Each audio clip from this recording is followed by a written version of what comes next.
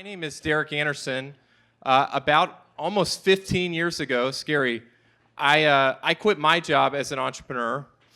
Actually, almost exactly 15 years ago this month. And I was working as a product manager at EA, and I was sort of staying up all night thinking about ideas. And my wife told me she was going to have our first of what's now 4 children. She said, our child's going to be born in August. I said, wow, that's perfect, because I was ready to quit my job to start a startup. And so I waited 6 weeks, and then I quit after they were healthy and in a good place, and just started failing spectacularly. And what I found was it was just really hard to sort of know what to do. I was just sort of fumbling around in the dark, And so a couple of friends and I, we started meeting together, just a few of us, in my little office in Mountain View, and then that, became 10 people, 20 people, 100 people. And people didn't like the product we were building. They thought it was terrible, but they loved this community that we were building called Startup Grind. And the values of Startup Grind are very simple. It's about giving more than you take, helping others, and making friends. And much to my shock, this sort of movement, as Mike talks about in his amazing book, Pattern Breakers, which we're going to spend most of the night talking about, a movement started, and people all over the world started hosting these communities. Today we've hosted over 20,000 events for entrepreneurs. Millions of people have attended those. We have this startup community that connects people around the world. So if you're not from here, who's not from Silicon Valley? Raise your hand. Okay, so maybe we have Startup Grind in your city, maybe we don't. If we don't, we'd love to start one. And the thing that I've always found with Startup Grind is it's this incredible opportunity for me to learn and learn from amazing people like Mike, and to get to spend time with them. And I've had a fortunate opportunity of interviewing Mike Maples Jr. on several occasions, and they have been some of the most impactful talks that I have ever participated in. And so I mean that very genuinely. And so I'm really thrilled, first of all, that he's taken the time with Pattern Breakers to put his insights together. And then secondly, just so grateful that he would come and spend this time with us. And of course, we're recording it, and the hopefully tens of thousands or more people that will watch it later. So we have this tradition that was started a long time ago at Startup Grind, and that is that we get out of our chairs. Actually, what happened was our second event, and Naval Ravikant was driving from San Francisco, and he was super late. And so as a joke, we just said, let's just all stand and clap when he finally shows up. And so this room, about this, this many people, we all stood, and it was actually really powerful, because these people, they could be with their families, their pets, their kids, they could be working on other things. They come here and they spend time with us, and that's a huge deal. And over 20,000 people have done this, have spoken at Startup Grind. Most of those talks are available online for free if you want to check them out. So let's just practice. So I want you to we're in the Bay Area. I want you to kind of imagine, I don't know, do we have any Swifties in here? This doesn't really look like the Swiftie crowd. Few? Okay. Either Swifties or people that bought the tickets for the Swifties. But let's just practice this one time. Let's get really loud. Get excited. Think about somebody you're really excited to see, a friend, a family member, somebody that you admire. Let's practice this on 3. Get out and get loud. Here we go. 1, 2, 3. Get up. Let's see this. Let's see this.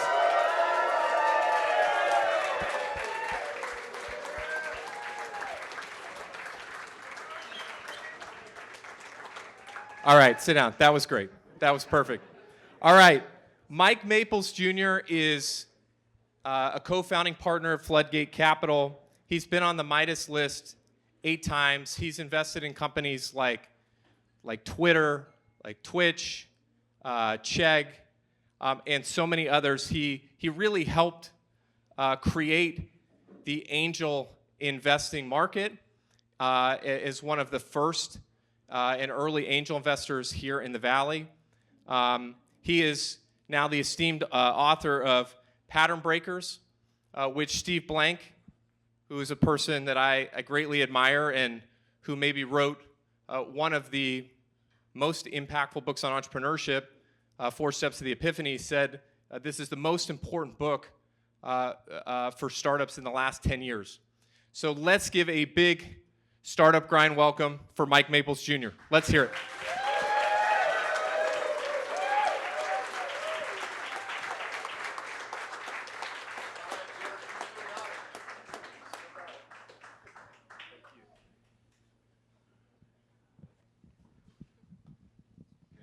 We're not done yet, Mike. All right, I'll try not to embarrass the rest of my firm here. Thank you so much for being here. Gosh, thanks for having me. I have so much to ask. I have so many questions. We're gonna dive primarily into your book and some of the great insights in there. I mean, I've been in entrepreneurship for 15 years, and I just like listening and reading and just sort of like, oh, idiot, why didn't I think of that? Why didn't I think of that? But I wanted to first kind of start with what you're seeing in Silicon Valley right now, having been an investor for more than 20 years. Where are things right now with angel investing, early stage investing? How is this cycle, this phase different from, could be the last one or the one before, or something that you saw 20 years ago? What's unique and different about it? I think the main thing right now that I'm excited about, so some of you who maybe are familiar with some of my language, I talk about inflections, right? And I talk about how they empower founders to change the subject. And, business is never a fair fight. And the only question is who fights unfair. And the inflections let the entrepreneur fight unfair. Otherwise, the status quo does. But occasionally, you have something even bigger. You have what I like to call a sea change. And when I was a kid, the first sea change I saw was what I now call mass computation, the personal computer, right? And so for the first time, computing and computation started to go from being expensive and scarce to abundant and free. And you had a trend towards putting a computer on every desk in every home. And then you had a new sea change with mass connectivity. And mass connectivity was about connecting everybody in the world on networks. And rather than the abundance driver being compute, it became more about communications bandwidth. And rather than try to get a computer on every desk, every home, priced by the desktop, you tried to aggregate attention and users and network nodes and become the system of record. And one of the things that I find interesting about a sea change is startups are usually counter-positioned. So, like, for example, when Microsoft was becoming the dominant monopoly, there really weren't a lot of big startups started on desktop computing after 1990. Microsoft just kind of like, they achieved their vision. They did get a computer on every desk in every home. They succeeded. Well, now all of a sudden you have Google, and Microsoft can't just put something new in the OS to put Google out of business. Google was counter-positioned to Microsoft because they didn't sell by the desktop. So I believe that we're heading into a new sea change. I like to call it mass cognition. And it's basically different forms of intelligence becoming, that used to be expensive and rare, becoming commoditized and approaching free. And all of my instincts tell me that that will create a massive wave of new startups. For the first time, I can see in many years the opportunity for massive new consumer play, for example. For the first time in many years, I could see opportunities for new types of companies to emerge that end up achieving the scale of like Salesforce or Oracle or folks like that. So I'm pretty excited by this AI sea change. It's not without danger, though, right? So, two things can be true at once. So Amazon in 2000 lost 95% of its value on the way to making 500x after that.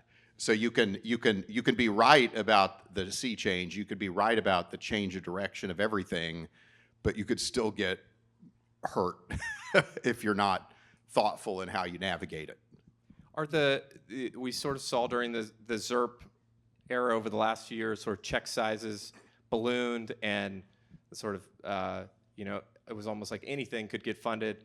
It seemed like, I mean, that has changed, but are you, from where it was 10 years ago or 15 years ago, are you seeing a more healthy sort of companies getting funded? Are you still seeing, we've seen Y Combinator just announced that they're going to do a batch a quarter. It's like, I mean, they're just, I don't know, I was on Twitter today and at X, and there was like, I saw like 20 people that got accepted to, random people that got accepted to Y Combinator. It's like, it just feels like they're just investing in so many companies now. Like, do you see changes with how the investments are happening, the size of the investments, or is it in a good place, healthy place, bad place? Yeah, and so part of my answer may not be very satisfying. There's a lot of differences between startup investing and, say, corporate capitalist investing. But one thing I think is similar is you need to know what your circle of competence is. And so when I think about my business, it's hard but not complicated. 15% of the time, I have to be so right that I either make 20x or 100x on my first check. And if I do that enough, we'll have a 10 times fund. And so, like, that's the high order bit. There is nothing else. And so one of the advantages to think in that way is if everything is super high priced and crazy, I can't find any investments where I could theoretically conceive of it making that much money, because price and upside have a huge relationship. And there are other times when everybody's scared and in the fetal position, and there's all kinds of projects everywhere that meet your criteria. And so like what I've learned is that it's a little bit paradoxical, but you kind of got to know where you're supposed to take a stand, where you're meant to invest, where your style needs to work. And I think the rest of it doesn't really matter that much, because greatness is rare. There's only going to be a tiny number of truly great companies, and you need to feel comfortable in your strategy of how you find them. And anything other than those companies shouldn't exist in my world that much, right? Like, I shouldn't pay too much attention to it, because there's always something great happening. There's always a great founder. There's always a great idea in high times and low times, in big exit environments and small exit environments. There's always something great, as long as that's all you're focused on. How you're super open and transparent about different companies that that pitched you that you didn't invest in, and things you did, and things you did well, and things you could have done better. How has your philosophy changed on investing over this time? Do you feel like your principles that you started with, you're still mostly following those, or do you feel like you keep reinventing the way you all invest and think about companies? Yeah, I think that a lot of our early success came from the fact that we had good instincts, and that we started to say, okay, what is it that we got either accidentally or purposefully right in those situations? But one thing I've learned is, if anybody's ever read any of Warren Buffett's stuff, he talks about rule number 1 is don't lose money. Rule number 2 is don't forget rule number 1. Rule number 1 in seed investing is don't pass on Airbnb. And the reason for that is that, Brian Chesky offered me a $1.5 million valuation in Airbnb. Well, at the time it's called Air Bed and Breakfast. This is before he even applied to Y Combinator, right? So Michael Seibel knew that I like to talk to the crazy folks even earlier, even when it's really crazy. But we didn't end up saying yes. And what I've realized is that, in normal investing, you worry about your margin of safety. In my type of investing, you care about the margin of asymmetry to the upside. And so you're not going to be right very often. So you need to invest in projects where, in the case that you're right, you got to be spectacularly right. You got to be really right. And that Airbnb embodied that, right? It seemed crazy. I was like, gosh, somebody's going to get murdered in one of these. Like, why is somebody going to want to stay on an air mattress and have their host feed them Pop-Tarts the next day for breakfast, which was kind of what they were pitching at the time. But it was the right kind of crazy. And Brian Chesky, he had that X factor, you could tell. And, all I could have lost was one time my money. And had I said yes, I would have made 6,000 times my money. And so, that really affected me in terms of how I thought about the business and how I thought about what success really was. I think a lot of investors aren't, humble enough to sort of even talk about these things. And I've heard you talk about this story a lot. You talk about it in the book. Extensively. And as somebody that's now been an entrepreneur for 15 years, I've, the sort of the early failures that are really small,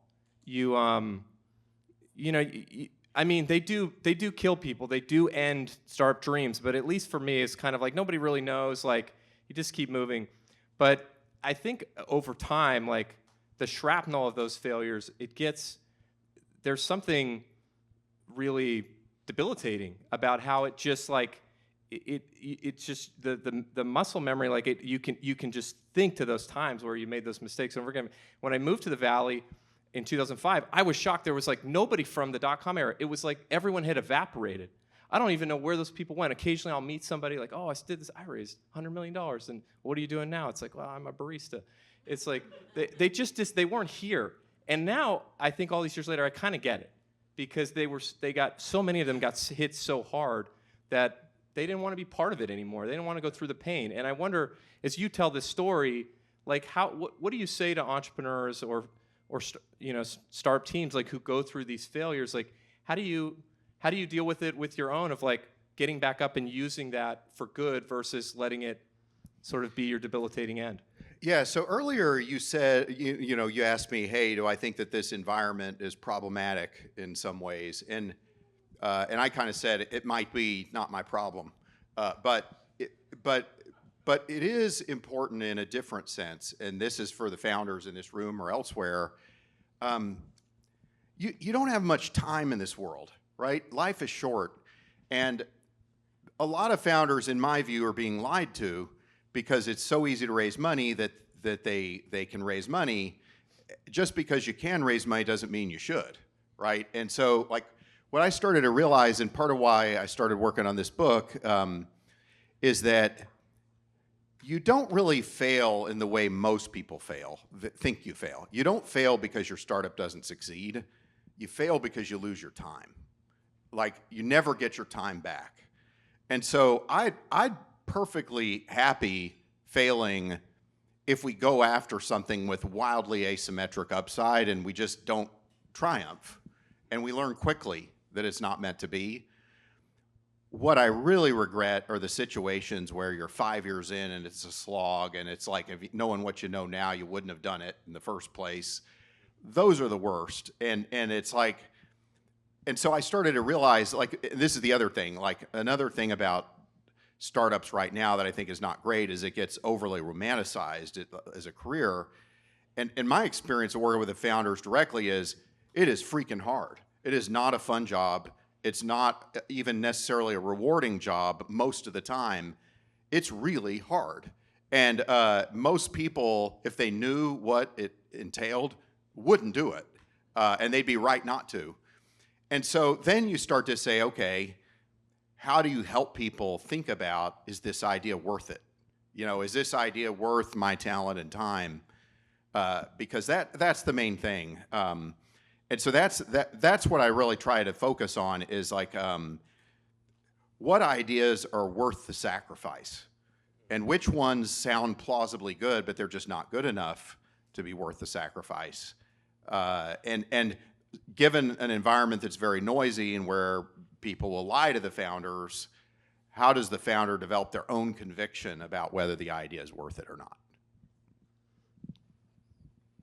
Great thoughts. I think this is the perfect sort of segue into pattern breakers, why some startups change the future.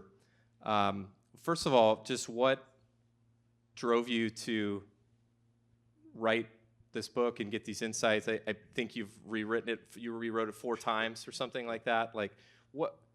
Like, why? Why go to the trouble of doing it? Yeah. So originally it wasn't like, some business authors are smarter about their subject matter than I am. So like, this came out of like a kind of an unsettling setup. So, in fact, I remember I was on Startup Grind. It was almost about like 10 years ago. I think it was like 2014. And when that happened, it was right around the time that Twitch exited for $970 million to Amazon. And you'd think that that's good because we made 84 times our money. Normally, that's good. I mean, that feels good. That feels, it's not bad. There are worse things, right? But here's the thing that's unsettling is I'd forgotten I was a shareholder in Twitch. So I'd invested in Justin.tv, which was a terrible idea. And then many years later, they say, hey, great news, we pivoted. We're two companies now. We're Social Cam and we're Twitch. I didn't understand what they were talking about with Twitch. And so Social Cam that exited too. Social Cam got bought for $65 million a few months later, and I thought, okay, that's the company. Yeah. And so I didn't have it in my financial statements. So I have to imagine this. I'm going to my investors, and I say, okay, we just made 84 times our money on this thing, Twitch. I'm really sorry. It's not in our financials. Do I need to restate our financials? Because, I need audited financials. And every LP was like, nope, we're good. Just send us the money. And, some of them sent me back champagne and all this other stuff. And so there's that. And then the same week, I'm helping a founder shut a company down. And they did all the stuff you're supposed to do. Business model canvas, customer development, they had high performance culture, radical candor, all that stuff. And they would have been a case study of what to do, except the fact that they failed. And I don't know about you, but this is not, for me, this was not a one-time thing. I saw this over and over again, right? Like Twitter and Chegg went public within a week of each other. Both of them were massive pivots. And I realized over 80% of our exit profits had come from pivots. And so I was like, okay, I either need to just retire before I get exposed for being lucky, or there's like something else happening here. There's something else worth understanding. So originally I was trying to understand it just because I felt like maybe I was a lucky fool. Nassim Taleb in Fool by Randomness talks about the lucky fool, the person who thinks they're smart, but really they were just lucky and they don't know it. And luck what luck giveth, luck can taketh away pretty fast. And so I was like, if I'm lucky, I should just retire, do something different, get a real job. Or there's something else to understand. So I went down this rabbit hole journey of a few years, and it was really Peter Ziebelman who persuaded me to write this with him, because he would invite me to come talk to his class, and I would talk about some of these things I was finding out. And he told me, hey, this is different from what the other lecturers are saying, and it was capturing the hearts and minds of the students in a way that kind of hit different. So he's like, you got to write this stuff down. We got to work together to do this. But I would have never been disciplined enough to finish it on my own, right? Like Peter was really helpful, not just helpful, but he was a partner in making the ideas real and putting structure against them and stress testing them in the first place. There's so many things in here that I would like to talk about. We have limited time, and I'd like to take some questions as well, because I'm sure you'll have some questions for Mike. So be thinking about those, and we'll get to those. But let's try to get through some of these things as fast as we can. I mean, first talk about how you see an insight. I think this is a big idea. How you see. How do I know if I've actually found something that's real, or if it's or not? Yep. So, like, why are insights important? So, there are two ways to look at the future. One way to look at the future is it's going to be a new and improved version of the present. It projects forward from the present, so we call that forecasting. Another way to look at the future is, if I'm a startup, I should only do this if I believe that the future is going to be radically different. Because if the future is a new and improved version of the present, by competing that way, I'm unwittingly buying into a context, which is to compete by the rules of the incumbents, to compete by rules that have already been determined by somebody else. And I'm only going to win if I disorient the incumbents and force new rules. I need to refuse the premise of the rules, right? So that was the original. So then how does that relate to an insight? Well, therefore, an insight must be non-consensus and right? If it does not depart from the consensus, it's too similar to what people already know, which means it's a forward extension of the present. only by being radically different from what people expect in the present can you define a radically different future. And so, and by the way, it's kind of true of life. You know, like if we're picking stocks, I can buy the index and I might perform well, but I'm not going to perform better than most people. I'm going to perform as well as everybody else who buys the index. If I buy a stock, let's say I buy a share of NVIDIA. NVIDIA is a great company. I may think NVIDIA is awesome and going to do awesome, but that's not what I'm betting when I buy NVIDIA. I'm betting that NVIDIA is underpriced relative to people's expectations baked into the current price. Because the price of NVIDIA is not set by whether it's awesome or not. It's set by the wisdom of the crowds and everyone's collective beliefs about whether it's overpriced or underpriced at that equilibrium. So for me to buy NVIDIA, there's an equal number of people who believe it's overpriced as underpriced. And so I have to be willing to be wrong in order to be right. I have to be willing to risk underperforming the index to outperform it. And that's just true in general in life. You can't be a super performer without departing from the consensus. It can't happen because any coin that says can't lose, the other side might as well say can't win, right? You have to be willing to lose in order to win. And so that was where the insights came from. So that's reason one. The second reason relates to product market fit. So I like to say, I stole this from Andy Radcliffe, co-founder Benchmark. Product market fit defined as what can we uniquely offer that people are desperate for? Why is unique is from the insight. If I have an insight, I have something unique, but now I have to navigate the unique thing to the desperate. Why? Because if the customer has an alternative that's credible, why are they going to do business with a startup? They're not. So the empowerment that you offer to the customer has to be so radically different from anything they've seen that they can't unsee it, and that there is no alternative but to deal with the fact that I have to do business with somebody 80% likely to go out of business, because that is the only way I have to solve this problem I'm desperate for. So that's the other reason that insights matter, right, is that we need to show up in the world in a certain way if we're going to have the kind of impact that we want to have. How does luck play into all of this? I think it plays a pretty big role, although I think that there are things that you can do to massively increase the odds, right? So like startups are not like, say, poker, in the sense that in poker, the odds are fixed, right? Like a flush has certain odds of winning, and a straight or a royal flush, whatever, full house. Entrepreneurs impact the odds by how they engage with the future. So entrepreneurs get out into that future before the rest of us, and by helping us understand that future, they move us to that different future of their design. You know, Steve Jobs, product market fit, the problem with that term is that some people act as if the market is already there to be found, like a treasure map.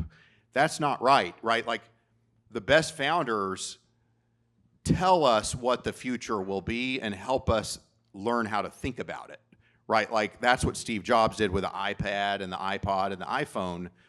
He wasn't with divining rods finding some future market for smartphones. He was like defining the market for smartphones by presenting a different future that you couldn't unsee that people wanted to move to. I think you say this in an interesting way, which is to basically get out of the present. And so how do you, and then, the way you describe it, which I think is, as I'm thinking about my own experience, going and talking to customers, getting out of the building, having them, have that, I think you talk about this in the book too, of like seeing the customers having a wow moment. How do I, how do I do that with like, hey, I'm trying to sell this radically new idea or this new opportunity, but also like be practical enough that I can get a deal closed and not, somebody doesn't feel like they're completely risking their career by bringing in this new software tool or something. Yeah, so this is one of the most important takeaways for me is that William Gibson is right, the sci-fi author. The future's already here, it's just not evenly distributed. So most great startup ideas, I believe, come from people living in the future now before the rest of us, and they just happen to have a vantage point on it. So there are three different futures that I'm interested in. One is, I call it living in a time machine. Mark Andreessen at the University of Illinois in a supercomputer lab Bob Metcalf at Xerox PARC when he co-invented the Ethernet. What happens in those circumstances is you're living in an environment at the cutting edge of technologies, and you see firsthand the opportunities to think, feel, and act differently as you interact with a new technology, and you end up solving the problem for yourself. And so Mark Andreessen didn't care about a market for browsers. He didn't even understand business yet. He was just a kid, right? He was trying to make the internet immediately more useful for him. And he was tinkering at the edge of what was possible and building what was missing. The second type of customer I look for is, I call them Lighthouse Customers. And like when I was at Silicon Graphics, a good example was Industrial Light and Magic. We were trying to get them to use computer graphics in the movies. And now people take it for granted. But there was a time when we didn't know how to do dinosaurs in Jurassic Park. And imagine how hard that was. You know, you had to superimpose a dinosaur when film had been on celluloid, and you had to have the lights bounce off the dinosaur as if they were in the practical scene that was shot on film. That was hard to do. But what I started to realize when I was at Silicon Graphics was, you know, if we solve their problem, they're going to take us to the promised land. Right, I just knew. I knew that when they solved it, I knew when people saw Jurassic Park or Terminator 2, I knew that every other special effects house was going to ask one and only one question. How did ILM do that? How can I buy whatever it is they bought?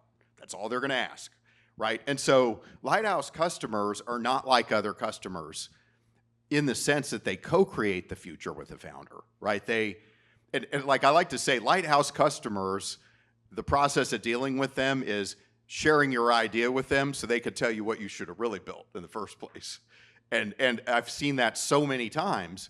But if you're talking to the right customers, you get into this very high bandwidth feedback loop with them, and you solve problems that a whole bunch of people are going to want to have solved. You know, Todd McKinnon and Freddie at Okta were like this. They sold to the early adopters of Salesforce cloud computing.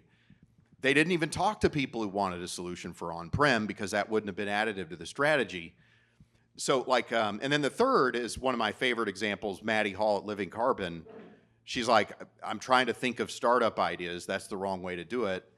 I'm just going to go be Sam Altman's chief of staff and follow him around for a couple years and see what he sees. And I'm just going to get to sample different futures every day. But it's paradoxical and a little bit Zen. If you want a great startup idea, don't try to think of a startup. Because if you try to think of a startup, you'll orient your footing in the present, and you'll try to solve present pain for present customers in present markets. And we're not interested in the total available market. We're interested in the total future market, a market that we define by harnessing inflections that bend the arc of the present to a different future. So if I want to find a great idea, or if I want to find something that could be the future, I think you've just laid the blueprint. First, one, I can find people that are already living in it today and follow them around, become their friends, brainstorm with them, live where they live. That's one thing. I can go talk to customers and get them to share sort of the surprises, the insights that I see from listening and talking to them. What else? I'd say those are the main things. So like, most people think startup ideas come from having a better vision, as if it's like better binoculars. But like the metaphor I like, and it didn't make it into the book because people thought it was too confusing. So like maybe some of you will have my back with this metaphor. But like the metaphor I liked was imagine you're living on a desert dune with a bunch of other people, and everybody's lived on this dune for a while. And then one person gets a notion, and they go wander off, and they find an oasis.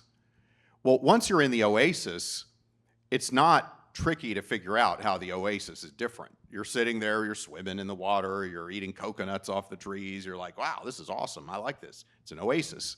What does a startup founder do? They say, man, this oasis is amazing. I need to tell some other people about it. Comes back to the sand dune. Hey, there's an oasis over there. And what happens most of the time, most people say, oh, no, you're hallucinating. That's a mirage. You don't know what you're talking about. Last time I heard somebody say there was an oasis, they never came back. I'm not going with you. But some people say, I'll bite. I'll do it. So they go with the person, and next thing you know, there's 3 or 4 people hanging out in the oasis, and they're like, this is awesome. And then a few of them go back, and they convince a few more people to go, and a few more people go. Pretty soon, you feel like a dork for staying on the sand dune because everybody's having a great time in the oasis. And so to me, startup ideas are a lot like that. When you're living in an authentic future, startup ideas are everywhere because the future isn't completely built yet. If it was already built, it would be the present. And so there's things missing all around you. And so your intuition about what to build is far more likely to be right because you're building what's missing in the future. And so I think that's where startup ideas come from, the great ones anyway.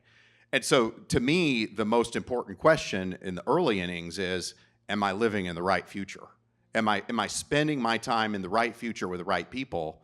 And if I'm not, how do I get out of the present and find a better future, a more valid, worthy future, worthy of my talents and time and obsession? Well said. Well, my answers are a little long-winded tonight. Sorry. They're not. They're great. That's why you should buy Mike's book. Available now on Amazon and just right over here after this event. You're better selling books than I am. This is not a hard book to sell, honestly. I've read so many startup and entrepreneur books, and some of them you just literally fall asleep. But this is a really incredible book, and I've heard many of these insights and stories, and hearing them again, I just learned so much from it. This is on this point of like, how do I know?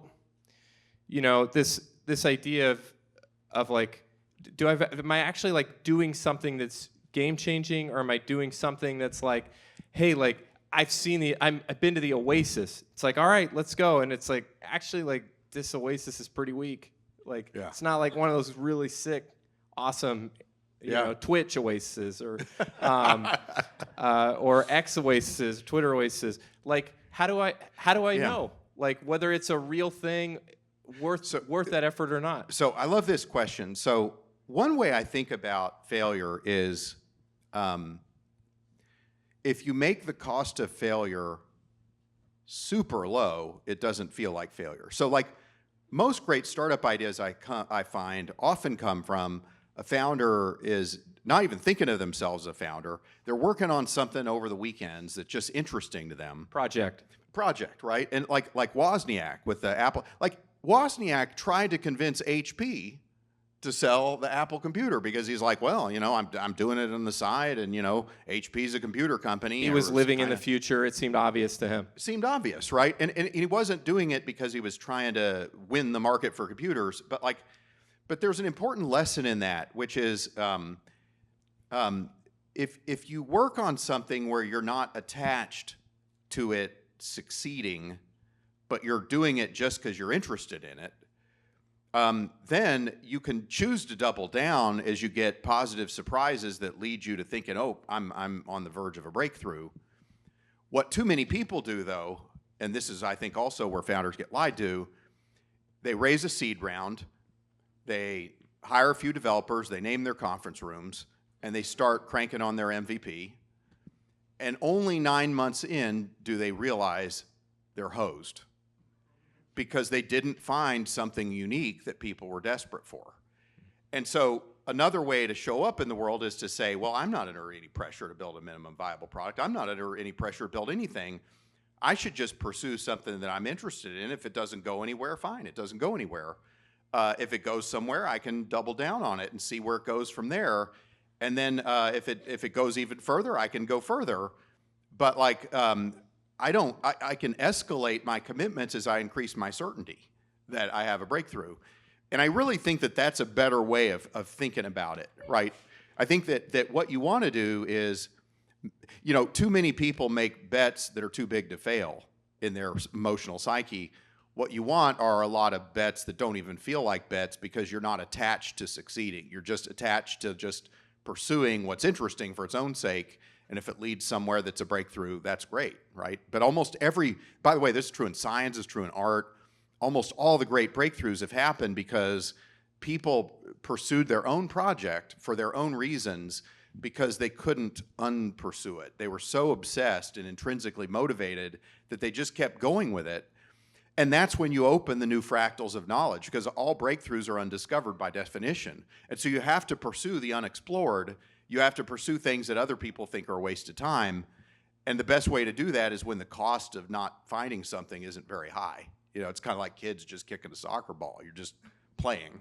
Yeah, and at the earliest stages, you're kind of like, you can't really commit to any one thing, or maybe you shouldn't commit, and you kind of have a bunch of balls kind of in the air. And over the years, seen people at these events, met people, early stage entrepreneurs. They're kind of juggling a lot of things. The goal is to juggle one thing, but it's to get enough social proof and enough customer proof that you can say, I got to go all in on this. Yeah, so we had like one example that we talk about in the book is Osman and Ayush at Chegg, right? So we're doing classifieds for colleges.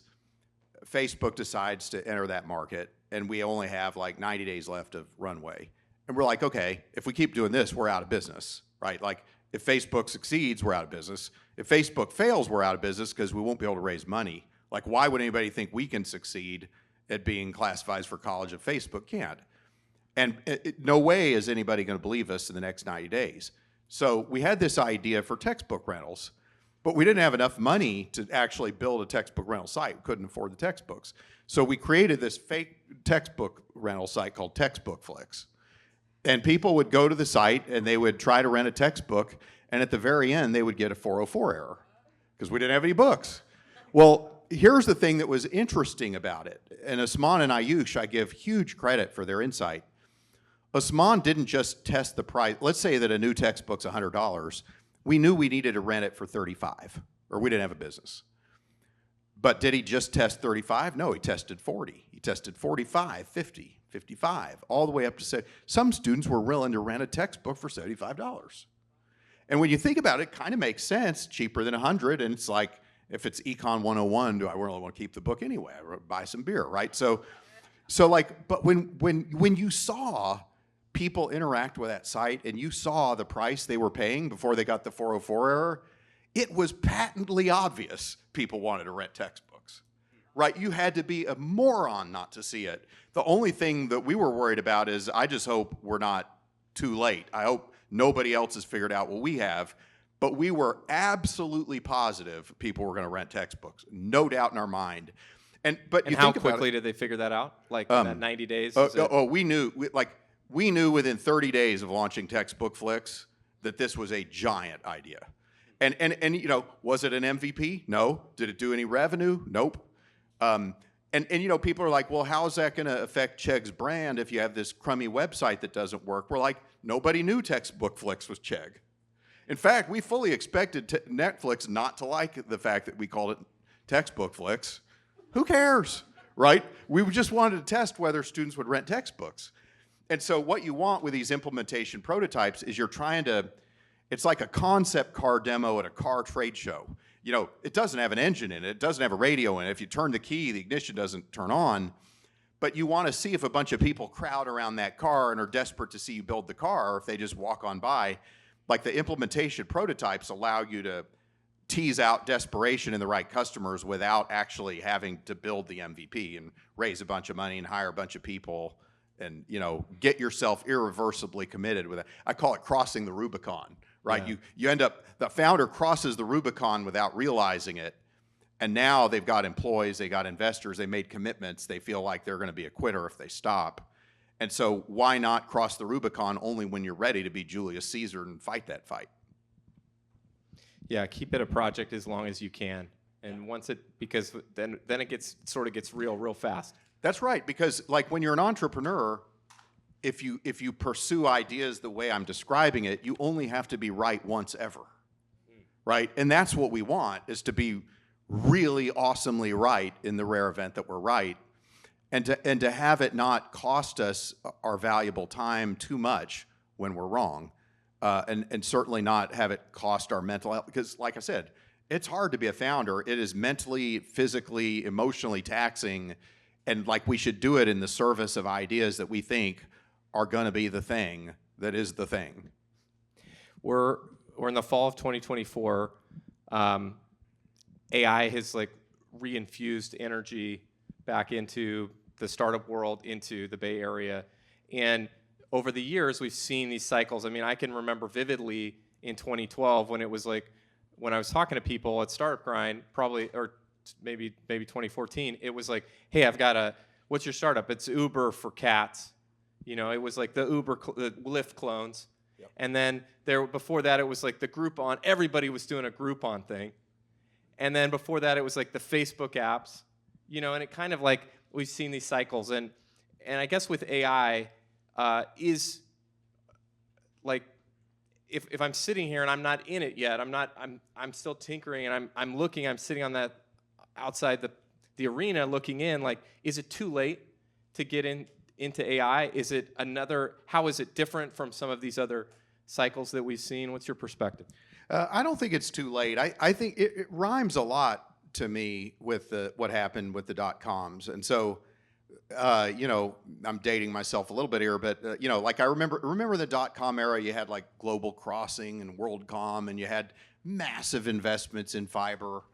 And, man, it seems to rhyme with the GPU investments and all this stuff. And one of the things that I find interesting is, and it seems to be a characteristic of the Western world in capitalism, is that you have these manias. The railroads, you had radio networks, you had the internet build out, and you have, I would assert, GPU investments. And it seems to be a peculiar feature of how the West innovates. So when you have a mania, the cost of capital goes down for the innovators. And so they can afford to experiment and do things. People are implementing some of these LLM model companies are not charging an economically viable price yet for the value they deliver, which is awesome if testing on if top you're of playing it the right way. Yeah. Just like it was awesome that people built out crazy amounts of fiber, right? It turned out to be awesome, but some people lost a lot of money doing it, right? And so I think when we're entrepreneurs, it's incumbent on us to sort of navigate that and to realize that even though it's exciting, two things can be true at once. Things can be massively overhyped, but still the truth of the value in the long run strategically can also be true.